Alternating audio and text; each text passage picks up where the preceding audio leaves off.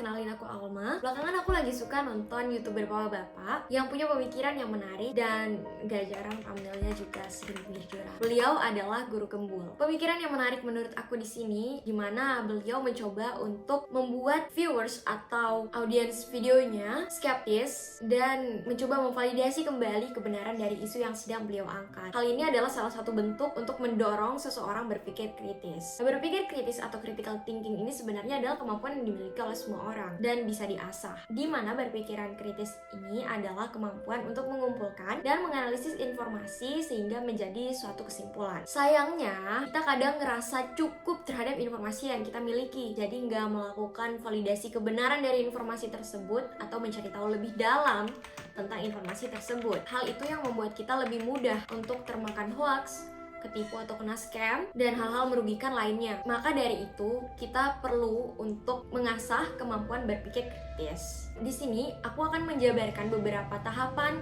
untuk memulai berpikir kritis. Yang pertama, mengidentifikasi masalah. Identifikasi masalah dapat kamu lakukan dengan mengajukan beberapa pertanyaan, seperti apa yang sebenarnya terjadi?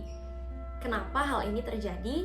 Apakah ada asumsi-asumsi lain yang mendorong hal ini bisa terjadi? Dan bagaimana sih langkah-langkah yang mungkin bisa kita ambil sebagai solusi dari masalah ini? Untuk menjawab pertanyaan-pertanyaan tadi, tentunya kita perlu melakukan langkah selanjutnya, yaitu riset. Riset di sini bisa kamu lakukan dengan membaca lebih banyak, mulai dari artikel-artikel di internet, atau untuk evidence base bisa mulai baca dari buku, jurnal-jurnal penelitian ilmiah, atau pendapat-pendapat dari orang-orang yang memang berpengaruh dalam bidang tersebut. Pada hal-hal umum seperti wawasan umum, pandangan, atau pendapat dari orang lain bisa kita gunakan sebagai salah satu pertimbangan dalam menyelesaikan suatu masalah. Jadi setelah aku riset, aku menemukan banyak sekali informasi dari internet. Terlebih di dunia digital ini, kita dihadapkan pada kemudahan untuk mendapatkan banyak sekali informasi. Selanjutnya, setelah mendapatkan banyak informasi, kita menentukan data-data atau informasi-informasi apa yang relevan terhadap masalah yang sedang kita bahas. Aku akan kasih contoh hal yang bisa kita diskusikan dalam video ini, di mana ada stereotip yang sering disematkan pada Gen Z, seperti Gen Z pemalas, tanda kutip, karena suka hal-hal dilakukan dengan online, atau nggak bertemu tatap muka, nggak harus jalan ke kantor, juga menyukai hal-hal yang instan.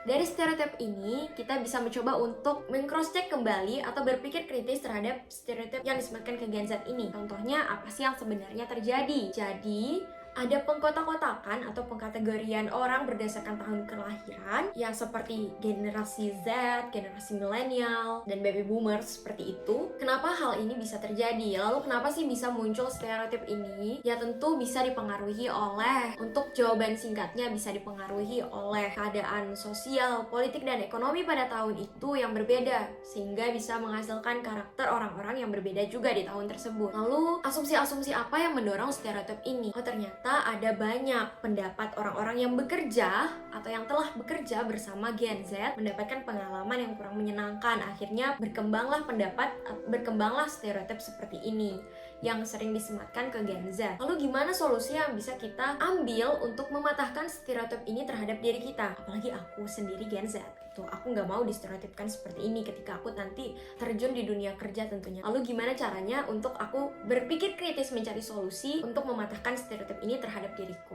Tentu di sini yang relevan dengan Gen Z.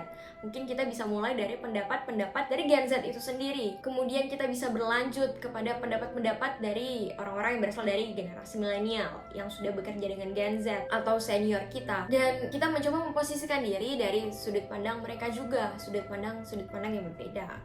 Selanjutnya, setelah kita menentukan data yang relevan dengan masalah yang akan kita bahas, kita mencoba untuk menganalisis solusi apa yang bisa kita ambil untuk menyelesaikan masalah ini. Selanjutnya ternyata di sini ada miskomunikasi dari generasi-generasi sebelumnya yang merasa diri bahwa mereka telah bekerja lebih keras atau bekerja lebih baik dibandingkan generasi setelahnya. Salah satu hal penting yang harus dipelajari juga dalam berpikir kritis adalah kemampuan komunikasi yang baik. Kemampuan komunikasi yang baik akan membuat solusi yang telah kita cari tersampaikan dengan baik sehingga tidak ada lagi kesalahpahaman setelahnya. Bisa coba adalah mengkomunikasikan solusi yang telah aku pikirkan dengan orang-orang di sekitar lingkungan kerjaku. Selain itu, setelah kita mencoba untuk memberikan solusi yang kita pikirkan dari masalah ini, kita coba menerapkan ke diri sendiri sebagai bukti dari solusi yang telah kita coba sampaikan, sehingga orang lain bisa melihat sendiri bukti tersebut pada hal-hal yang memang bisa dilakukan atau dilihat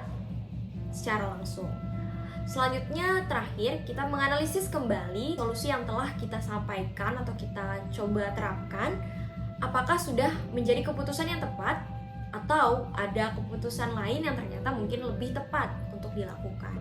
Aku sendiri juga di sini belajar untuk terus menerapkan critical thinking ke diriku sendiri terhadap hal-hal yang ada di sekitarku. Jadi nggak langsung percaya atau bisa dicoba pikirkan secara logika apa-apa saja yang mungkin, atau asumsi-asumsi apa aja yang mungkin dari hal tersebut. Selain itu juga, aku secara pribadi suka berteman dengan orang-orang yang bisa diajak berdiskusi tentang banyak hal, bukan banyak omong, tapi hal-hal yang didiskusikan memiliki pemikiran dan pendapat dari banyak sudut pandang atau bentuk diversifikasi pemikiran. Jadi kita bisa melihat suatu masalah gak cuma berasal dari sudut pandang kita, tapi dari sudut pandang orang lain yang mungkin bisa membuat kita mendapatkan keputusan yang lebih baik. Selain itu, dengan berpikir kritis bisa memberikan beberapa manfaat untuk diri kita. Dengan berpikir kritis, kita tentu akan meningkatkan kemampuan mengambil keputusan dengan lebih baik, kemampuan untuk menyelesaikan masalah dengan lebih baik,